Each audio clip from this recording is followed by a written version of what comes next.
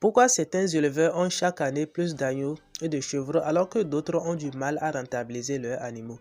Ce n'est pas parce qu'ils ont plus d'animaux ni parce qu'ils ont de meilleures races. La différence, c'est qu'ils maîtrisent les bases de la reproduction. Dans cette vidéo, je vais te montrer les fondations indispensables de la reproduction rentable, comment préparer les femelles, choisir les bons mâles, organiser le troupeau et éviter les erreurs. Commençons par la toute première étape, savoir quand commencer la reproduction. Bonjour et bienvenue sur la chaîne Les Animaux de l'Élevage. Ici, nous partageons des astuces simples, gratuites et efficaces qui vous permettront de booster votre productivité en élevage, quel que soit votre niveau. Avant de continuer, nous vous invitons à vous abonner et activer la cloche de notification parce que c'est ce qui nous motive à vous produire des contenus plus de qualité comme celle-ci. Quand commencer la reproduction? La reproduction ne commence pas avec l'accouplement, mais avec l'âge et le poids de la femelle. Chez la brebis, 7 à 8 mois, au moins 60 à 70% du poids adulte. Chez la chèvre, 6 à 7 mois, au moins 60% du poids adulte. Voici les conséquences d'une reproduction trop précoce. Lorsque vous mettez votre femelle en reproduction précoce, vous aurez moins de petits, plus de maladies et des retards de croissance. Maintenant, voyons comment reconnaître une femelle prête à reproduire. L'état corporel, c'est la clé de la rentabilité en reproduction. Une femelle maigre ne sera jamais rentable. L'état corporel idéal est que la femelle doit être moyen ou bon. Signe d'un bon état corporel, voici les signes que vous pouvez observer. Lorsque les côtes sont peu visibles, dos bien couvert, animal actif. La reproduction commence toujours par l'assiette. Passons maintenant au cycle de chaleur, un élément souvent mal compris. Comprendre les chaleurs, c'est très important en reproduction. Chez les moutons et chèvres, les chaleurs durent 24 à 48 heures. Signes de chaleur, voici les signes que vous pouvez observer. L'agitation, vocalisation, femelle qui accepte le mâle, écoulement vulvaire. Le meilleur moment pour saillir, c'est au milieu de la chaleur. Si tu rates ce moment, tu perds un cycle entier. Même avec de bonnes femelles, sans un bon mâle, rien ne marche. Choisir un bon mâle reproducteur, c'est très important. Un bon mâle peut améliorer ton troupeau, un mauvais mâle peut tout détruire. Voici les critères physiques que vous pouvez observer. Animal vif et actif, dos droit, bonne conformation, bon aplomb, pas de boiterie, testicules bien développés, symétriques, ferme mais souple. Le comportement est libido. Lorsque le mâle suit les femelles en chaleur, tente de monter, vocalise et ne se fatigue pas vite. L'âge idéal, c'est de 1 à 4 ans. À partir de 4 ans, le mâle n'est plus bon pour la reproduction. Pour le bouc également, 1 à 5 ans. À partir de 5 ans, le mâle n'est plus bon pour la reproduction. Voici l'alimentation que vous pouvez servir au mâle durant la reproduction, même avant la reproduction. Maïs, sorgho sont des riz, touto, fourrage de qualité, minéraux à volonté. Le ratio mâle-femelle est de 1 mâle pour 25 à 30 femelles et pour les jeunes est de 1 mâle pour 15 à 20 femelles. Voyons maintenant comment organiser le troupeau pour optimiser la reproduction. Organisation simple du troupeau.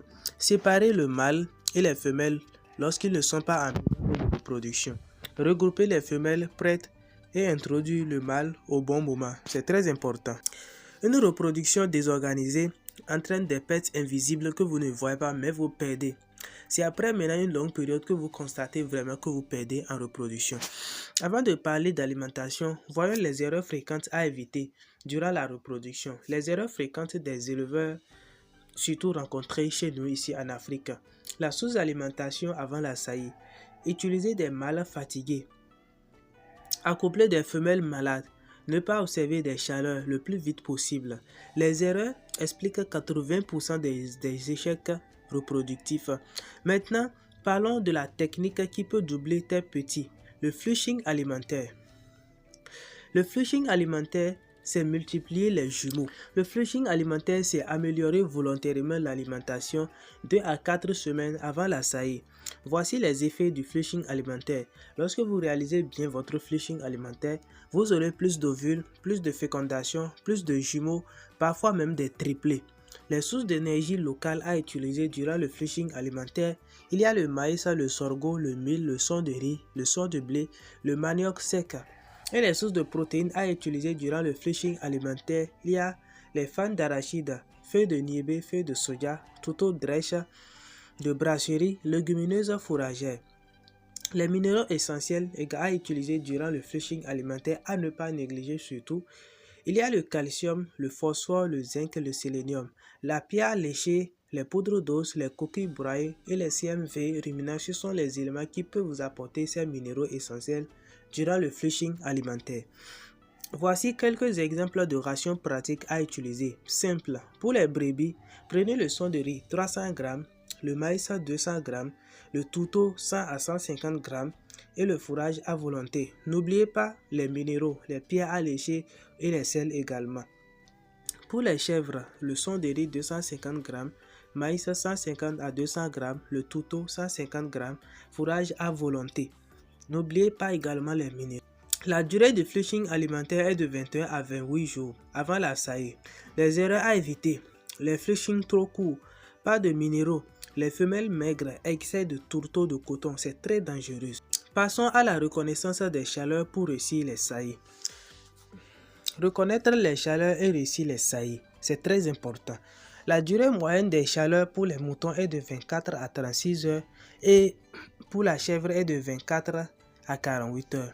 Voici le meilleur moment pour réaliser la saillie: 12 heures à 24 heures après le début de la chaleur. Et lorsque la brebis est en chaleur, vous allez constater que la brebis devient agitée sur le mâle, accepte la monte, la queue relevée. Pour la chèvre également, les cris fréquents, l'agitation, écoulement clair, recherche active du mâle. Parlons de l'organisation. Durant la reproduction, les femelles doivent être regroupées par état corporel, les mâles introduits au bon moment. Ensuite, après la saillie, il faut les séparer lorsque vous avez la possibilité. Les problèmes fréquents: les femelles silencieuses. Améliorer l'alimentation lorsque vous constatez ceci dans votre troupeau.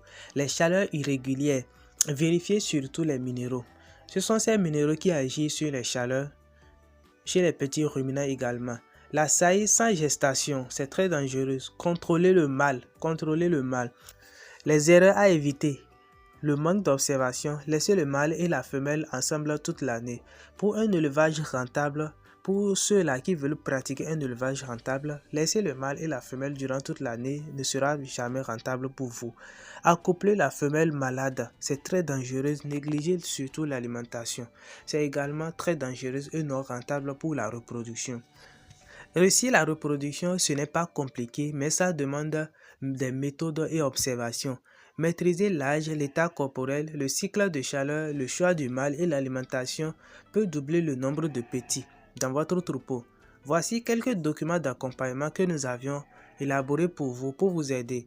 Les rations complémentaires pour les ruminants. Dans ce document, vous allez trouver des formules que vous pouvez utiliser durant le flushing alimentaire pour doubler le nombre de petits durant la mise bas.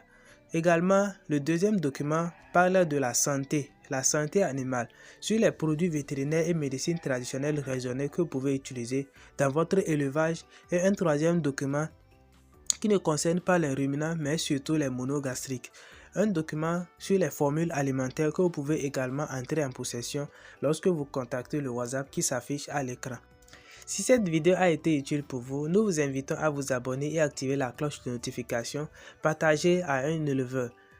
Et surtout, dis-moi en commentaire, est-ce que tu arrives facilement à reconnaître les chaleurs et à appliquer le flushing alimentaire? À très bientôt pour une nouvelle vidéo éducative.